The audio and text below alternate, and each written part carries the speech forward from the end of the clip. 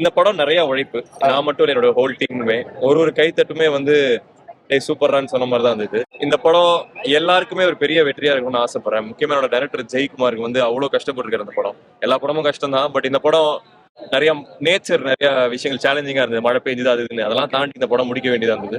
So ஜெய்குமாருக்கு இது வந்து பெரிய பெரிய பெரிய சக்சஸா இருக்கும்னு ஆசைப்படுறேன். அந்த ஒரு கைத்தட்டும் எனக்கு எந்த அளவுக்கு சொந்தமோ, ஜெயக்குமாருக்கு எந்த அளவுக்கு சொந்தமோ, ஒரு ஜூனியர் ஆர்டிஸ்ட்க்கு சொந்தமோ, எல்லா ஏடிஸ்க்கு எல்லாருக்குமே இது சொந்தம். சமூகத்துல எந்த அளவு மாற்றத்தை ஏற்படுத்துன்னு நினைக்கிறீங்க? நம்ம வந்து கரெக்டான கருத்தியலை பேசும்போது ஒவ்வொரு படமும் ஒரு சேஞ்ச் உருவாக்கலாம் நம்பி தான் பண்றோம்.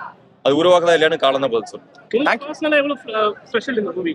Most special. நான் இது வரைக்கும் பண்ண படத்துல இது வந்து மோஸ்ட் வெற்றி மீது வெற்றி. எனக்கு என்னன்னா அடுத்தடுத்த படங்கள் எனக்கு வேணுங்கிற படங்கள் நான் பண்ணணும்.